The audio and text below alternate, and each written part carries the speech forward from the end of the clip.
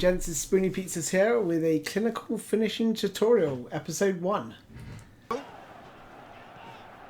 Okay, so I'm just going to show you how to do things like this. So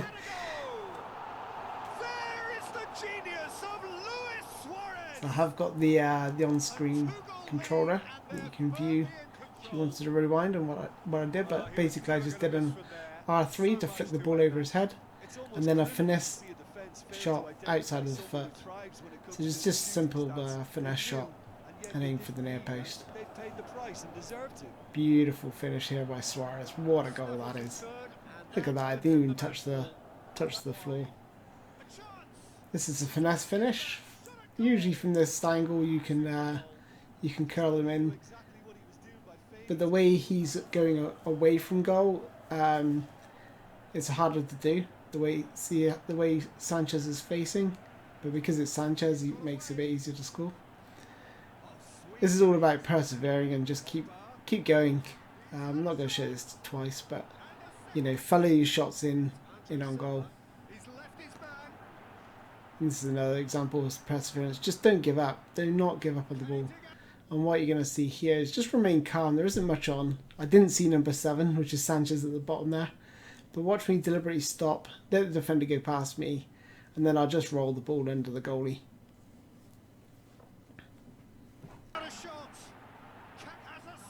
Look at that.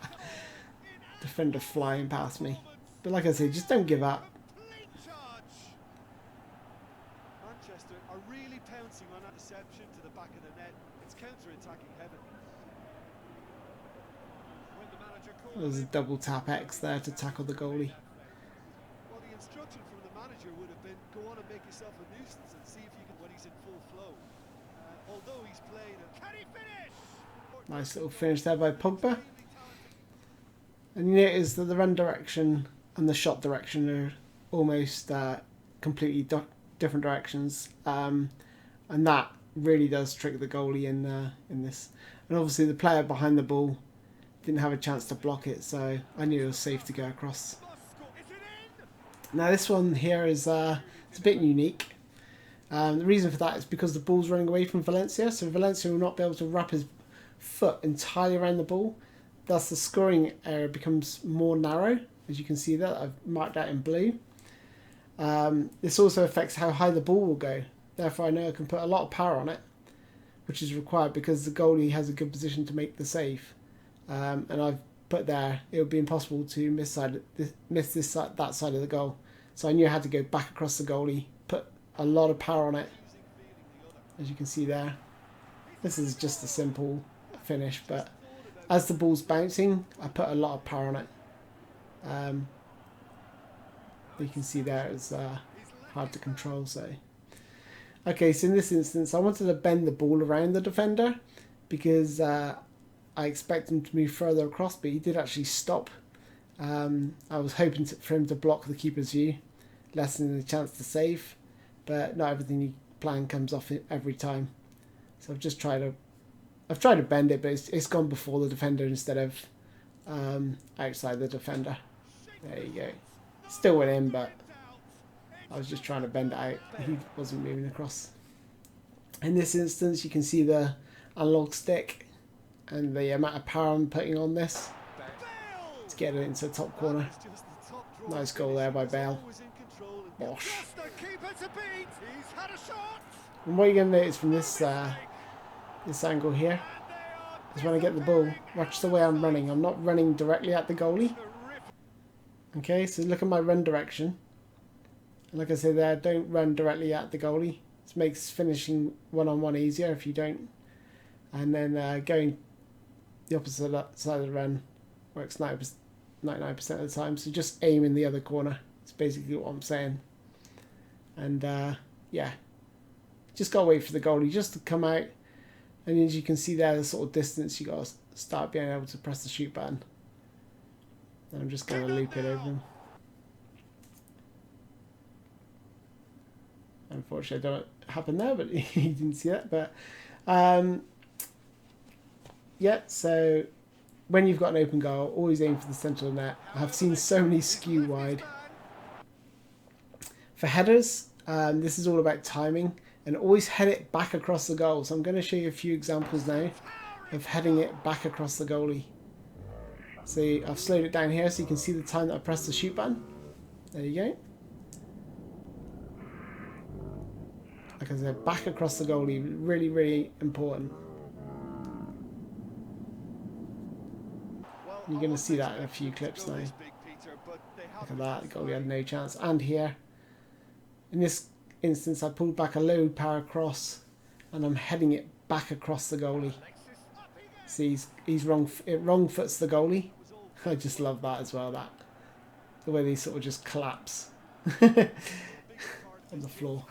And this time, I realised I had a really good long run up on it and good power, so I know I could just aim more or less central at the goalie.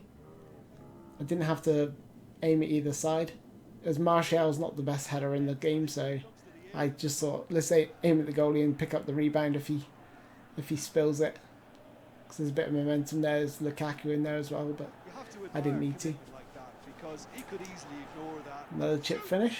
Once again, just the other corner. Just wait for the goalie to make his move. As soon as he starts walking out, that's when you want to start doing the chip. Once again, my run direction is going downwards, and I'm just going to put it in the near post. Like I say, if you shoot the way you're not running, you're going to score a lot of goals one-on-one like this. This is my free kick with Messi. It does depend on the amount of bend. Well, that is an amazing goal. It does depend on the swerve stat, how much you want to sort of put it out around the wall, and depends on the distance you are from goal. That gives you a good indication of what Messi's capable of. This is glitch goal 101. Yeah, it's always a dangerous time when you've just scored. You can easily lose focus. He'll have a dip. From the kickoff, you do need a player with low lofted pass skill, as you can see there. You have to wait for the defensive midfielder to cross over with the defender. So you can see there that basically what happens is that defensive midfielder will pass Suarez onto the defenders, but because they're too wide, they're not going to track back in time.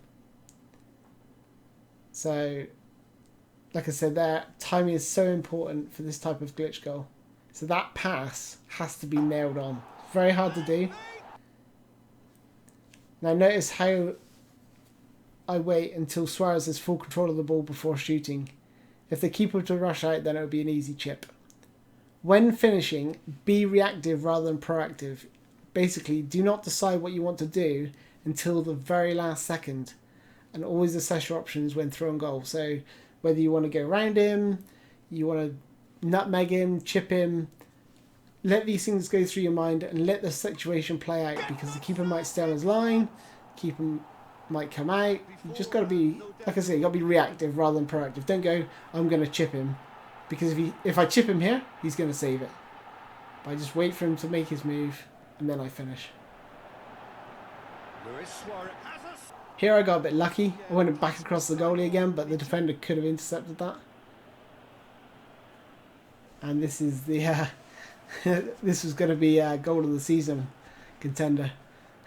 Look at this, all the way from his own penalty box, and then he's almost chipped the goalie. So there's the clinical finishing tutorial, guys. I hope you enjoyed that. If you want to see more like this, then let me know. And please subscribe if you want to see more videos, and please leave a like. I really appreciate that. Thanks a lot, guys. Bye bye.